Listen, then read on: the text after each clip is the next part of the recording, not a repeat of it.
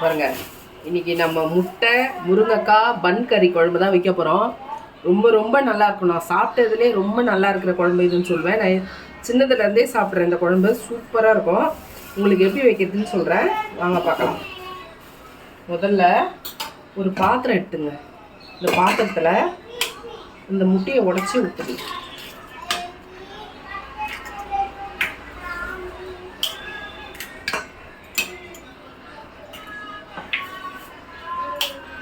நான் ஒரு 7 முட்டை எடுத்துக்கிறேன்.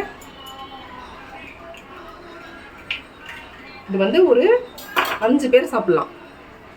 7ன்றது உங்களுக்கு எவ்வளோ முட்டை நிறைய சாப்பிடுவீங்கன்னா நீங்கள் நிறைய கூட ஒரு 10 முட்டை கூட ஊற்றிங்க.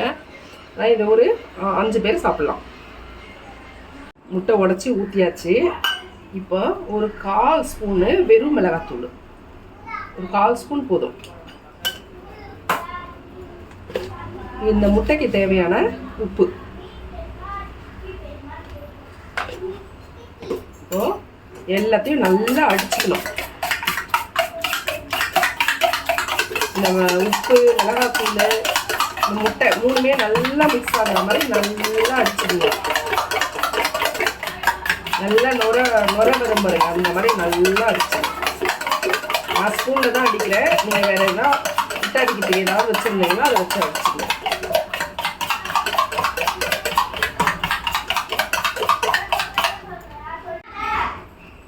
முட்டையை நல்லா அடித்தாச்சு. இப்போது ஒரு பாத்திரத்தில் தண்ணி வச்சு கொதிச்சுட்டு இருக்கு பாருங்க. கொதிக்கலை, இன்னும் கொதிக்க ஸ்டார்ட் ஆகலை. இந்த பாத்திரத்தில் இந்த முட்டையை அப்படியே வச்சிருவோம். வச்சுட்டு ஒரு மூடி போட்டு, நீங்கள் மூடி இருக்கிற பாத்திரமா எது வேணாலும் நீங்கள் வச்சுக்கலாம். இட்லி பாத்திரத்தில் கூட வச்சுக்கலாம். ஆனால் அந்த தண்ணியை அதுக்குள்ளே போகாத மாதிரி பார்த்துங்க. இது வேகட்டும், வெந்த பிறகு காட்டுறேன். பாருங்கள், முட்டை என்ன சூப்பராக வெந்து வந்துட்டுருக்கு பாருங்கள். இன்னும் பாதி தான் பாயிலாக இருக்குது. இன்னும் பாதி பாயில் ஆகணும். இதில் நம்ம மூடி போட்டு வச்சுருவோம். பாருங்க, முட்டை வெந்துருச்சு. நீங்கள் வெந்துருச்சான்னு பார்க்கறதுக்கு இந்த மாதிரி கருவேப்பிலை குச்சி இருக்கா பாருங்கள் கிச்சனில். இதெல்லாம் ஈஸியாக கிடைக்கும் டக்குன்னு. ரொம்பலாம் தேடிலாம் போக தேவையில்ல. அப்படியே குத்தி இப்படி பார்த்தீங்கன்னு வச்சுங்களேன், முட்டை ஒட்டியிருக்காது. இது பாருங்க, க்ளீனாக இருக்குது. அப்படியே வெந்து போச்சு. இப்போ ஆஃப் பண்ணிவிட்டு இதை ஓரமாக எடுத்து வச்சுக்கலாம். ஒரு பாத்திரம் வச்சு எண்ணெய் ஊற்றி வச்சுட்டேன். எண்ணெய் காஞ்சிருச்சு. இப்போ கொஞ்சமாக ஒரு 1/2 ஸ்பூன் சோம்பு போட்டுங்க.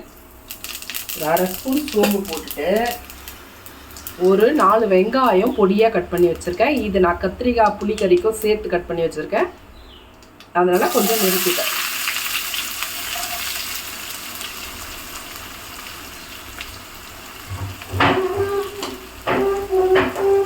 வதக்கிக்கலாம். இந்த குழம்புக்கு வந்து சைட் டிஷ் வந்து கத்திரிக்காய் புளிக்கறி தான் செய்ய போகிறேன். வெங்காயம் நல்லா வதங்கணும். வெங்காயம் வதங்கிட்டு அதுக்குள்ளே நம்ம வேக வச்சோம் இல்லையா முட்டை, அதை வந்து கட் பண்ணிக்கலாம்.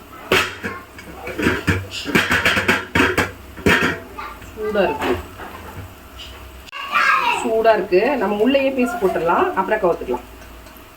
அது ஈஸியாக இருக்கும்னு தோணுது எனக்கு. இப்போ இது பாருங்கள், இந்த மாதிரி கட் பண்ணிங்க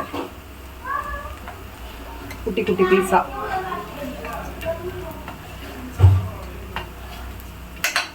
இப்போ ஈஸியாக இருக்கும் நமக்கு. இப்போவும் கஷ்டமாக தான் இருக்குது. பாருங்கள், ஒரு வழியாக எடுத்தாச்சு முட்டையெல்லாம். இதை பாருங்கள் எப்படி மெத்துன்னு இருக்கு. இந்த மாதிரி கட் பண்ணி எடுத்துங்க. ஒன்றும் இல்லை, அந்த பாத்திரத்தில் கத்தியில் வச்சு கோடு போட்டு கொஞ்சம் கத்தியை உள்ளே கொடுத்து அப்படி தூக்குனீங்களா வந்துடுது. ஏன்னா குவத்தம்னா நம்ம கொட்டலை. கத்தியை உள்ளே வச்சு லேசாக அப்படி எடுத்து பண்ணிங்கன்னா அழகாக பேத்துட்டு வருது. இது பாருங்கள், எல்லாமே நல்லா வெந்து சூப்பராக இருக்குது. ஆனால் ரொம்ப பாயில் பண்ணிடாதீங்க, கல் மாதிரி இருக்கும். இதுதான் கரெக்டான பாயில். இது கொஞ்சம் அப்படியே நல்லா சாஃப்டாக இருக்கு பாருங்கள். ஆனால் இது ரொம்ப வேக விட்டிங்களா கல் மாதிரி ஆகிடும்.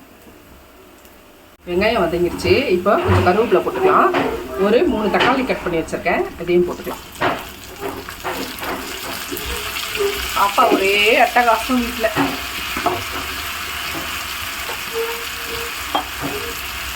இப்போ நம்ம குழம்புக்கு தேவையான உப்பு போட்டுக்கலாம். முட்டையில் நம்ம ஏற்கனவே உப்பு போட்டிருக்கோம்.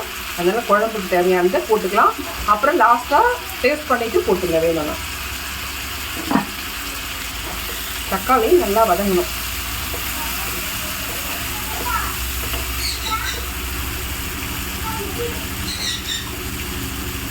இது கூடவே நம்ம ஒரு ஸ்பூன் இஞ்சி பூண்டு பேஸ்ட் எடுத்து வச்சுருக்கேன், அதை போட்டுக்கலாம். இது வெங்காயத்துக்கு முன்னாடியே போட்டுருங்க.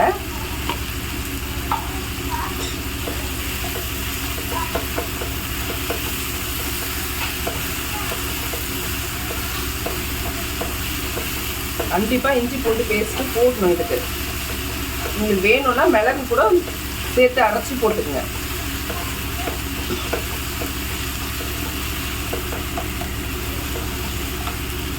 வெங்காய தக்காளி வதங்கின்னு இருக்கு, இஞ்சி பூண்டும் சேர்ந்து. இப்போ வந்து முருங்கைக்காய், ஒரு 2 முருங்கைக்காய் கட் பண்ணி வச்சுருக்கேன் சின்ன சின்ன பீஸாக. இதை கழுவி இது கூட போட்டுக்கலாம். நீங்கள் காய் எந்த காய் வேணாலும் உங்கள் ஆப்ஷன் அது. நீங்கள் முள்ளங்கி போட்டுக்கலாம், நூக்கல் போட்டுக்கலாம், கத்திரிக்காய் போட்டுக்கலாம், முருங்கைக்காய் போட்டுக்கலாம். உங்களுக்கு எந்த காய் வேணாலும் இதில் சேர்த்துக்கலாம்.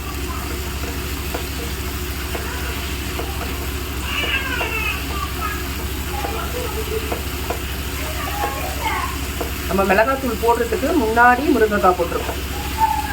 இந்த மாதிரி லைட்டாக அந்த மசாலாவோட வதக்குனா அதோட ஸ்மெல்லு வேறு மாதிரி இருக்கும், நல்லா வாசனை வரும்.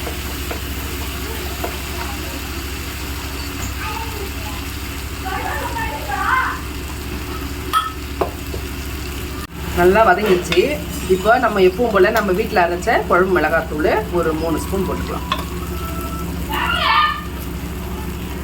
3 ஸ்பூன். நம்ம ஏற்கனவே முட்டையில் ஒரு 1/4 ஸ்பூன் வெறும் மிளகாத்தூள் போட்டிருக்கோம். அதனால் காரம் பார்த்து போட்டுருங்க.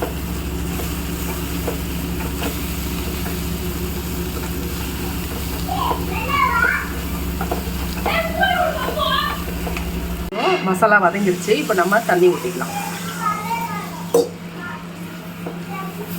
தண்ணி ஊற்றிட்டு உப்பு காரம் டேஸ்ட் பண்ணிவிட்டு மூடி போட்டு அப்படியே வச்சுருங்க.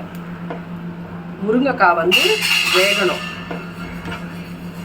இந்த குழம்புலேயே முருங்கைக்காய் வேகணும்.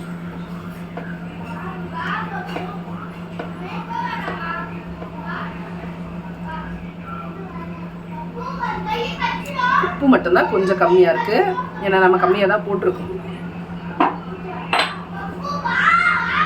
போட்டாச்சு.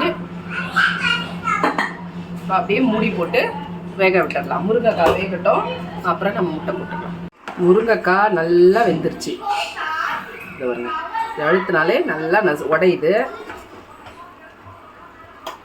முருங்கைக்காய் நல்லா வெந்த மாதிரி போடுங்க. அப்போ தான் வந்து முட்டை வந்து ரொம்ப ரஃப் ஆகாமல் சாஃப்டாகவே இருக்கும். இப்போ பாருங்கள், குழம்பும் நல்லா கொதித்து சுண்டி இருக்குது, முட்டையும் முருங்கைக்காவும் நல்லா வெந்துடுச்சு. இப்போ வந்து இதை போட்டுக்கலாம்.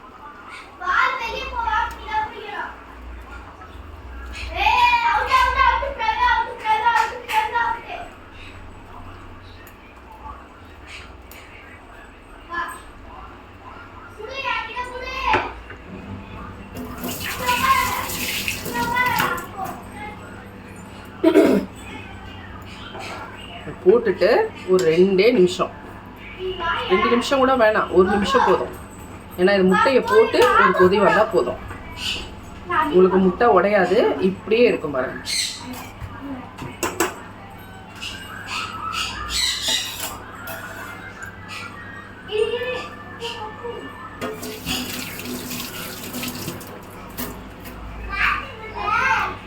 இப்போ கருவேப்பிலை நம்ம போட்டோம். இப்போ கொத்தமல்லி கொஞ்சம் கிள்ளி போட்டுக்கலாம்.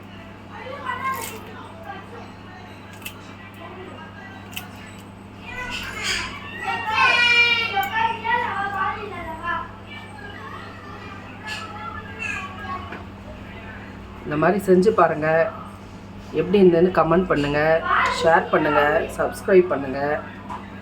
நீங்கள் ஷேர் பண்ணி விட்டிங்களா, அது மூலயமா ஒரு 2 பேர் இந்த குழம்பை செய்ய கற்றுக்கலாம் இல்லையா?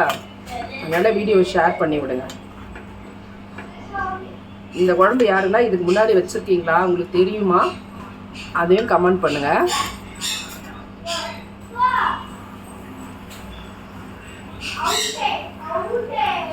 சூப்பராக இருக்குது குழம்பு.